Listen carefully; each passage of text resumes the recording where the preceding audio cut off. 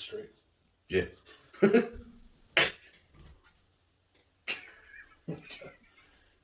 You're as bad as me. I'm over here like. Well, I get that. I got a couple of exes that watch this, Oh. and so they'll be like, "It was cool." Oh yeah. You know. All right, guys. Hey, welcome back for another video here. This one's going to be short and sweet. Maybe in the earlier videos you heard Josh talking about a friend of his, a mentor of his that was in the program, but then passed away. So, and I actually thought about doing this several weeks ago when this happened. It's the month of April now, and your mentor, your friend, was a best friend. He was older than you were. Yeah. And he was in the program, and he passed away. Was that February? Maybe I'm just guessing. February. That's what I want to say. It's been a rough few months. So. Yeah.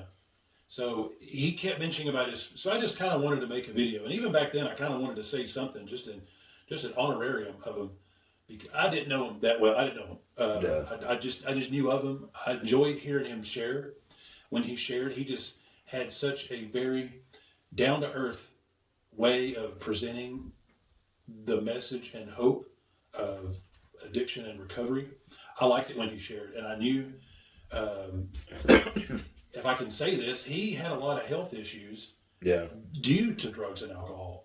And so for him, what I seen it was for him to continue in the path of sobriety when your body is trying to shut down on itself.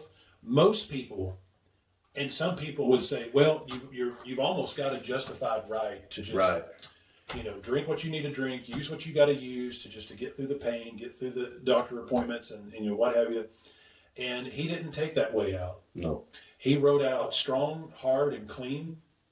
And even before his health got really, really bad, he would talk about his health issues. And so I was just always encouraged that here's a guy that could probably take a softer, easier way, and he didn't. And so that was encouraging to me. And we never really spoke, but I knew of his. Just that was a testimony. So that's just what little bit I knew of him. So go ahead and talk about how your relationship was him and what he meant to your sobriety. Right. Well, for anonymity's sake, he was a big Leonard Skinner fan, so we shall call him Leonard. Just for anonymity's sake, personally, he would not care. He wasn't big on his anonymity, but we'll go with that. Mm-hmm. So we're going to call him Leonard. I met him when I was 17. Walked into the rooms of NA, and of course, I didn't hit it off with anybody right off. I was mad that I was there. I was forced to go there by the county. Okay. At 17. So you were court ordered. Mm-hmm. And he picked up on my attitude right away. So, and I reminded him of himself. I remember him being over there at the corner of the table, and when I, smarted off to everybody in there, he was like, because, I reminded him of himself, but my first reaction was because I thought he was laughing at me. Now he's laughing because I reminded him of himself. And so I met him when I was 17. Really, really good man.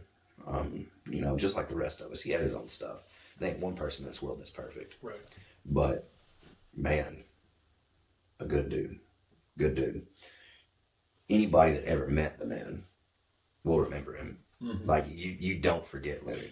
Like right. You don't. No, he was a he had just a look and just a demeanor and personality, man. Yeah. It would leave an engraving on you. He was just one of those people that you knew him or you did not know him. Yeah. You could not meet him and not know if you knew him or not. He was one of those dudes. Yeah, and the thing with Leonard is he did not care where you came from, your background, what you did. He truly held to that.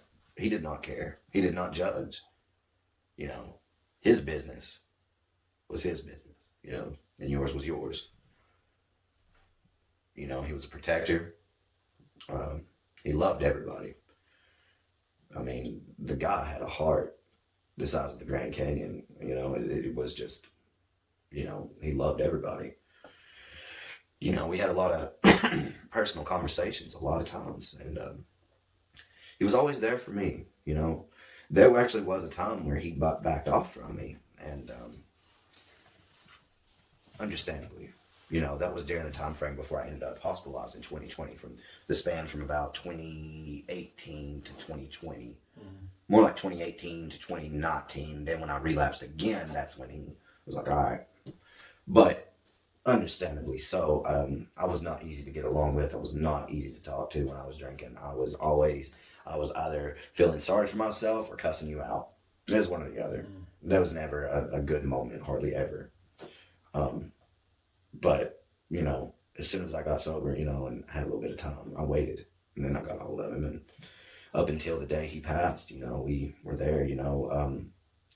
I went and seen him when he was in the hospital. And then I'd say about 4 days, no more than a week later, he passed away at home. And, you know, he definitely was selfless. Like, the guy literally spent the last 15 years of his life putting his story out there in the hopes that it would save somebody. 15 years of selflessness. 15 years. That is remarkable. Do you know what the biggest requirement to become a saint is? To be selfless. Selfless service. The guy was selfless for over a decade. It's crazy. You know, and he was always willing to help anybody that was willing to help themselves. And, you know, there will never be anybody like Leonard. As I'm calling him. I keep wanting to say his real name. But there are people that are like him in their own right in this program. And if my last sponsor I had recently was sitting here that I'm talking about right now, or my big brother, same one, same guy, he would tell you this. You have to be willing to try. And if you're not willing to try, then either look within yourself or keep doing it until you're ready. Hopefully you get ready. I'm not one to sugarcoat. I don't sugarcoat. I'm not sober today because people sugarcoat it. I'm not. They had to be real. That sugarcoating, I sugarcoated enough. I need real, you know? And thank God for an awesome wife because she put it real, you know? She never once did that. I'm going to leave you if you keep drinking. She never did that. But she had her way. Yeah. She had her way. He had just a very, I just enjoyed hearing him share, and I could see where having him as a close accountability partner or a sponsor, I could see where just the way he would come at you really hard, but it would be out of pure love. Empathy. Yeah. Pure love. Pure care. He was humanitarian, no doubt. He may have never used that word, but he was. Because he cared about people. He loved people. Because when you need help, you don't need somebody to sugarcoat it and say, hey, everything's going to be okay. Just one day you'll get it together. You don't need that. And then on the other spectrum, you don't need somebody calling you a piece of crap. Yeah, with their finger in your face. We got it. We know that. We know we're a failure. Yeah. You need that awesome middle ground of somebody who can deliver the truth in love, hit you hard with it, whether you like it or not. It's going to make you uncomfortable. And leave you to resonate on it. Yeah, but it's going to be done in a way that it makes you want to do whatever they just advise you to do. I know he had that gift. Yeah, he did. You know, and I'm just glad that our last encounter was what it was. I mean, you know, he was proud. When was the last time you seen him? Was it at a meeting? He was in the hospital. Okay. He was at the hospital, and I went up there and visited him, and he was released. I wasn't able to go visit again, and he was released. And the day I was going to visit him, he had passed wee hours that morning. So I didn't make it in time, but regardless, I got to see him. And he got to see you in a good spot. Oh, yeah. And he always went on, he said, I still don't know how you got that beautiful wife of yours. And, you know, it always killed me. I'm like, I don't either, man. I don't either. Yeah. You see this ugly mug? But I did, you know, and you know, he always told me, he's like, you better be grateful that she stayed. Everybody in AA that's met my wife, Becca, considers her a saint, pretty much. Leonard, as I call him, he said it every time we talked about her. That girl is a saint, you know. Never did drugs. She's never drank alcohol, but she was involved. She still is. She went to the hospital to visit him with me. Mm. You know, she was involved, and she still is, in my sobriety. Yeah, for sure. When he passed away, it even affected her. Because she knew how close you were to him. Yeah. And how he helped. Yeah, and she was in return close to him because of his never-ending care for people and his never-ending care for me. That's real, man. Mm-hmm. Yeah. That's the key to life. So many people don't even understand what the real key to life is. The real key to life is, what are you going to be remembered for? What is your obituary going to say? You know? And that's the reality of it. Do you want to leave bad impressions or do you want to leave good ones?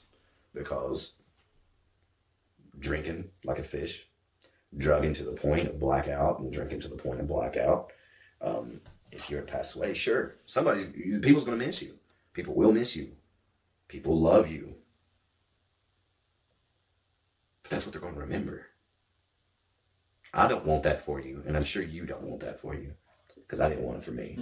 And a lot of people didn't want it for me either. But in the end, it had to be a choice that I had to make. Yeah, and someone that passes away with drugs or alcohol, I think it's just a sad way. It's almost got that sadness to it that somebody passes away if they were to commit suicide. Yeah. It's like it's the same pain. It's like the last. That's what people will unfortunately probably will remember, not when you passed away or what you did for the prior 20, 30, 40 years of you being on life, but it will always be, hey, that person he overdosed. Yeah. That person, he committed suicide, or that person. And see them. He drank, and that's just a man. And I thought about that sometimes. I would be driving, and I'd be driving on my way to work, or maybe from wherever to and fro. And when I knew I was really bad with drugs and alcohol, anytime I would drive by a cemetery, not every single time, but there were a lot of times. Now I can drive by one, I don't even know where they're at. No. But when you're in drugs and alcohol, you drive by these cemeteries, and you kind of, it hits you different. It's just like, that could be me. And just for one split second, you get a little melancholy. You get like, oh, I wonder where I'll be buried. And God, I hope I don't die like this. And if you're, I would have those thoughts. Yeah. And that's a huge red flag of, dude, you need help. You need to stop. You don't need to go into morbid thinking with where you're going to die and when. But instead of fixing the problem, we think about where we're going to be buried. Yeah, and I didn't think about it like, oh, I wish this or I wish that. I was like, you need help. You do not want to. You want to be remembered for 100 good things, not the 5 terrible things that you did at the end of your life, and it caused you to end your life before you should have left. So I don't know. And see, that's the thing about Leonard, man. He had over a decade of clean time and sobriety time. He fulfilled his. And that was honestly, if you would have ever talked to him, what his goal was before he died, it was to die and get his infinity medallion. That's what he called it, his infinity medallion. And it literally is. It's got an 8 symbol on it. Wow. When you die in sobriety, there's an 8 symbol on it, the infinity symbol, meaning you are forever clean and sober. Wow. That's my goal too. Right. I want to die with that in my hand. I want to get that in my hand when I die.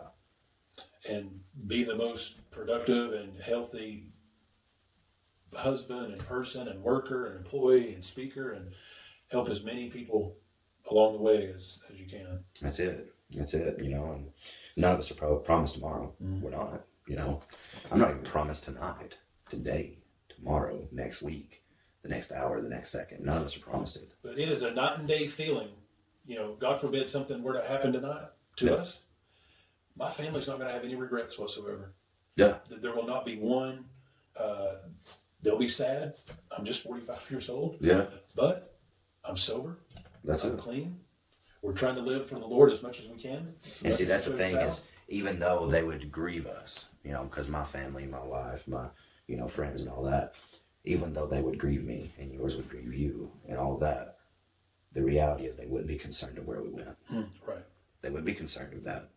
They'd be more concerned of, what am I going to do now? He's gone. But they ain't going to look at it as, I wish he would have got his life straight. Oh, I know. And then they carry that forever. The family that you leave behind. Well, see, I can speak on that. I have close people to me that died from overdose through my lifetime. I've lost a lot of people in my life since I was a kid. And a few of them is from drug overdose. They're dead. They're in the ground. Mm-hmm. And have been for years. I still think about it. Yeah. I say all the time, me sitting here doing this, and all the stuff I do, talking about sobriety and getting clean and all that, it's because I'm their voice.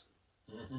I'm my voice, but I'm also the voice for them. Because if they were here, I tell you right now, they'd be sitting right here because they wouldn't have went out that way. It wasn't their intention. It's not hard. There are addicts and alcoholics out there that it is their intention to take their life, but hardly anybody that ODs, it's hardly ever their intention. Yeah. It's accident. Yeah. I'm their voice. So, mm-hmm. And I think every day, man, if I would have been sober, maybe they would have heard me on this podcast or another podcast, or maybe online, or maybe I could have seen them out town and spoke to them and give them a word of encouragement. You know, I think that kind of stuff sometimes. Yeah. But then I have to realize I wasn't even there when it happened. Mm-hmm. I had nothing to do with it. I didn't even know, you know? I didn't even know it happened to them until, you know, I had friends the next day or whatever calling me, messaging me saying, hey, our boy just died, you know what I'm saying? And I'm just like, no, I don't know what you're saying. I say that because I literally got a message saying, one of our boys died, you know what I'm saying? I'm like, no, I don't know what you're saying, you know? And I'm still irritated at you. Every time I see him, I'm like, hey, your dog died, you know what I'm saying? Could you worded it different, maybe? Remember the first time I ever seen him and said that to him, he just looks at me and goes, my dog ain't dead. I'm like, well, I figured that. I just figured I'd drop some crazy crap on you and say, you know what I'm saying? But yeah, I was like, I remember, I was like, who? I don't know what you're saying, but yeah, you know, and it's like, it's rough. It's rough. And as alcoholics and addicts and active addiction, you tend to not think of those around you. I know I didn't. It's like I said in the last podcast we did, it's nothing personal. It's just business. Yeah. It wasn't about anybody else. It's about me getting my next drink, my next high. But, yeah, even more so in the past year or something. I think we've all noticed these people in their 30s, 40s, and 50s just dying. Oh, yeah. Athletes. Yeah. You know, COVID booster, not COVID booster, well, but something's up. Mm-hmm. And with healthy people that are dying, just dying. And so I was hanging out with a friend of mine the other day, and I was like, you know, now more than ever, I'm not perfect, but I want to make sure now more than ever, going forward, my heart's going to be right with God. Yeah. Because even healthy people are passing away. So even, yes, get clean, yes, get sober, get healthy, all that good stuff. But sober or not sober, just wherever you're at, I want to keep my heart right with God. Yeah. Because something is awry out there, and well, I want to be ready. James 4:14 says, for what do ye know of tomorrow? For what is your life? It is even a vapor that appeareth for a little time and then vanisheth away. Right there. We don't know what we're going to have tomorrow. Our life is a vapor. You know, if you get on Google and you look at the world's life expectancy, you will see it range anywhere from 75 years old to 85. I was just looking at it earlier. I did not see any place in the world, any country in the world, that exceeded 85 years old. Now, when you think of that, let's say, and that's if you're lucky. That's not necessarily a guarantee you're going to make it to 75, 85. People die in their 60s every day. It's actually more common that people die in their 60s, sadly. You think of it like that, and you look at that. A lot of people are like, well, that's still 75 years. If I live to be 75, 85 years old, I still got all them years, man. It's almost a century. I'm good. And I'm like, yeah, but really break it down, though. Let's say you live to be 75. Let's break it down like this. That means you get 75 summers, 75 autumns, 75 winters, 75 springs. Now, when you think of 75 seasons of each, it sounds like a lot, but think about how quick those seasons come. It's not that long. It's not a lot. You know, when we spend our years I'm not saying set and focus necessarily on dying. That's actually the opposite of what I'm saying. I'm saying focus on living. Yeah, oh, man. Good stuff, though, man. I didn't know you and Mr. Leonard was that close. I knew you guys were close. I didn't know it was that close. Yeah. I'm glad you got to see him in a good place there towards the end, and he got to see you. And I'm imagining, I didn't go to that the service that they had there. I'm guessing it was super packed. It was pretty packed. I can imagine that.